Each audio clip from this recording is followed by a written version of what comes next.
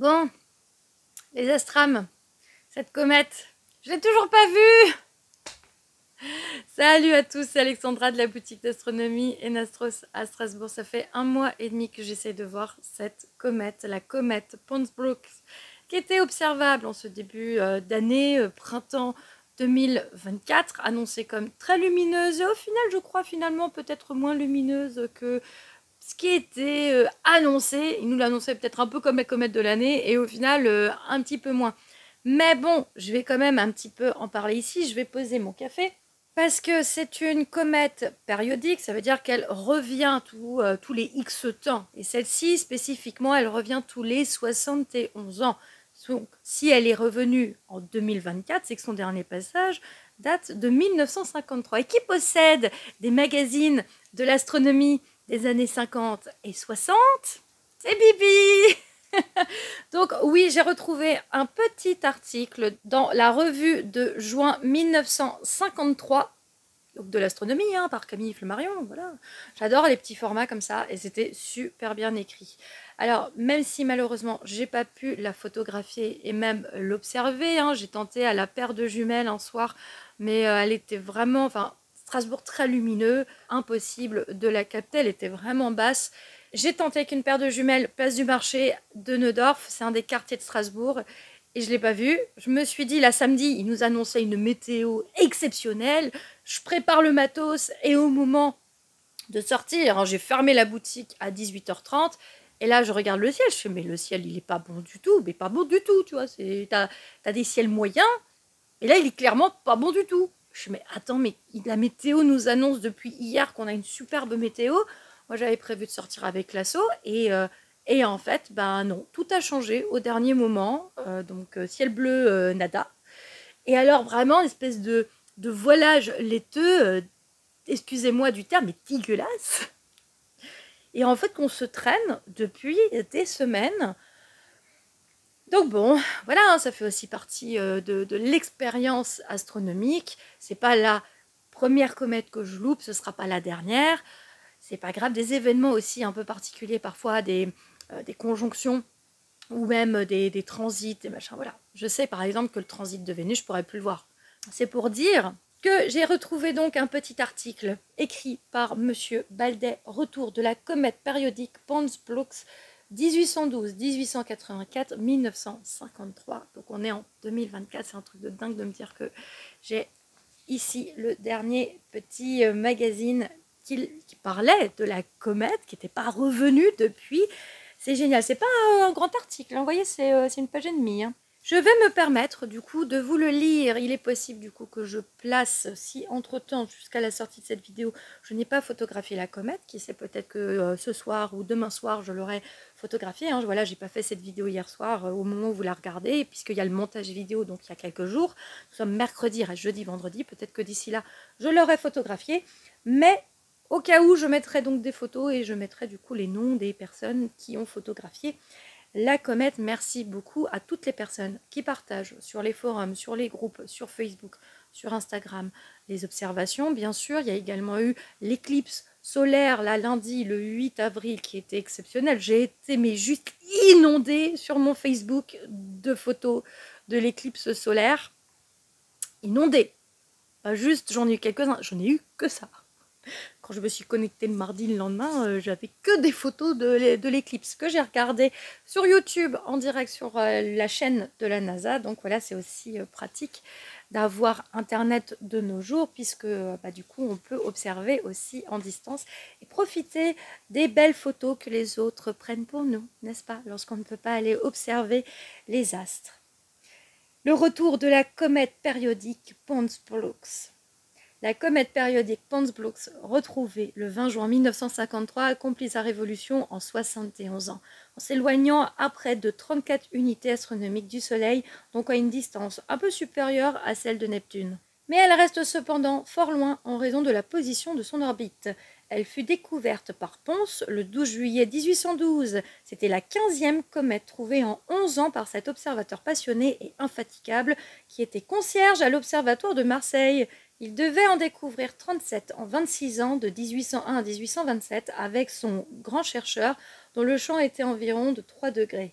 Elle fut trouvée ensuite indépendamment par Wisniewski à Nowodsekast le 31 juillet et par Bouvard à Paris le 1er août. Le 20 juillet, elle offrait l'aspect d'une nébulosité informe présentant une queue à peine perceptible. Vers la fin d'août, elle devint visible à l'œil nu. Le 14 septembre, la queue était longue de 3,3 degrés et la tête avait un diamètre d'un peu plus de 1 minute d'arc. Encke reconnut l'ellipticité de son orbite et lui assigna une durée de révolution de 70,7 années.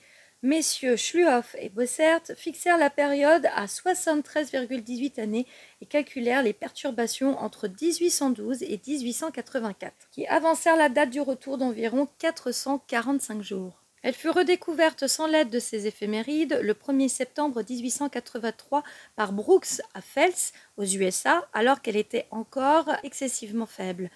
Ce ne fut qu'après la première détermination de l'orbite que l'on reconnut l'identité de cette comète avec celle de 1812. La prédiction du retour était en défaut de 7 mois environ.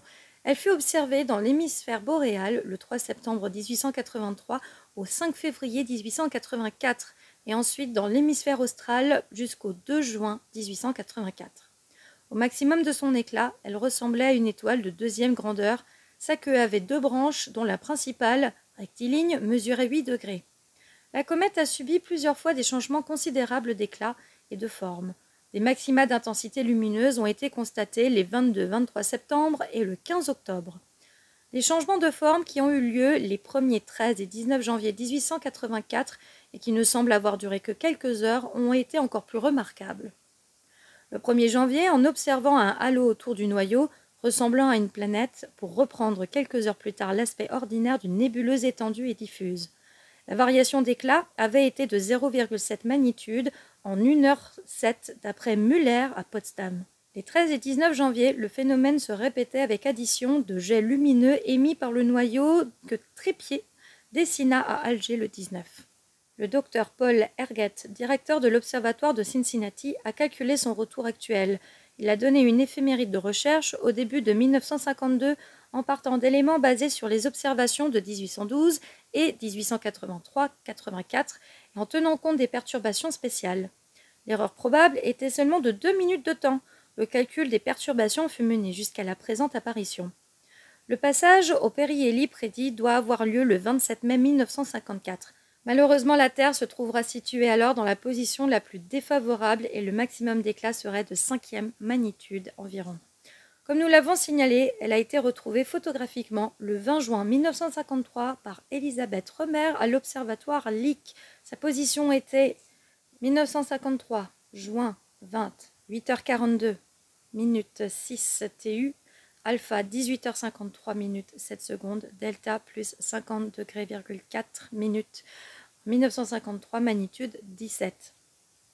La comète est décrite comme un objet diffus, avec une condensation centrale. Après 70 ans d'absence, elle a été retrouvée à plus de 1 minute 2 en alpha et plus 22 minutes d'arc en delta, seulement de la position prédite. Il faudra corriger la date du passage au périhélie de -5 jours, ce qui la place au 22 mai prochain. Elle offrira beaucoup d'intérêt, aussi bien pour l'astronomie de position que pour l'astronomie physique. Il semble qu'elle dévie légèrement de son orbite sous l'effet de forces non gravitationnelles, comme celles qui ont été proposées par la théorie de Whipple du noyau congelé que nous avons exposé antérieurement. Des variations rapides d'éclat et d'aspect sont également à prévoir. Très intéressant, bien sûr, toujours dans les magazines donc, de l'astronomie de Camille Flammarion. Ici donc juin 1953. Ils sont vraiment super bien faits ces magazines. J'en ai une vingtaine. Ils sont, enfin, ouais, je dois en avoir peut-être pour une quarantaine. Ils sont juste extraordinaires. Ils sont très bien écrits et je me fais un plaisir de les lire et de vous les partager. Il y a certains textes qui sont un petit peu plus longs, donc c'est toujours un peu particulier d'en parler. Il y a surtout beaucoup d'activités solaires. Mais il y a vraiment voilà, si jamais. C'est disponible sur le site de la NASA. Ils les ont scannés depuis le tout premier, au 19e siècle, fin du 19e, jusqu'au dernier, je suppose. Je ne sais pas jusqu'à où ils sont allés. En tout cas, ceux que je possède, ils sont sur le site de la NASA, donc n'hésitez pas si jamais. C'est un peu curieux de les découvrir. C'est pas très bien organisé, il faut vraiment chercher. C'est par article et non par magazine. C'est ça qui est compliqué, c'est que vraiment en fait, voilà, c'est un peu à l'ancienne. Mais c'est pas grave, c'est quand même super bien de se dire qu'ils sont disponibles dans le monde pour ceux qui ont internet. Écoutez, cette comète, j'espère que vous avez eu l'occasion de l'observer. Peut-être que vous avez été plus chanceux que moi. Merci à toutes les personnes qui m'ont partagé leurs photos, que ce soit avec le Seastar ou des setups plus traditionnels, lunettes, montures, voilà, que vous avez acheté chez moi ou pas. Mais ça me fait super plaisir, tous ces partages. Donc merci, merci, merci beaucoup. Moi qui, à l'heure d'aujourd'hui, n'ai pas encore pu l'observer, je sais qu'il y a une autre comète annoncée. Donc bon, pas grave, hein, je me satisferai avec les autres comètes. Comme dit, c'est pas la première, ça sera pas la dernière. J'en louperai d'autres et j'en verrai d'autres. Donc, il me tarde de pouvoir observer les étoiles. Je vous remercie d'avoir regardé cette vidéo. N'hésitez pas à vous abonner pour soutenir mon travail. N'hésitez pas également à me suivre sur les réseaux sociaux. Il y a le Facebook Enastros, l'Instagram enastros.fr.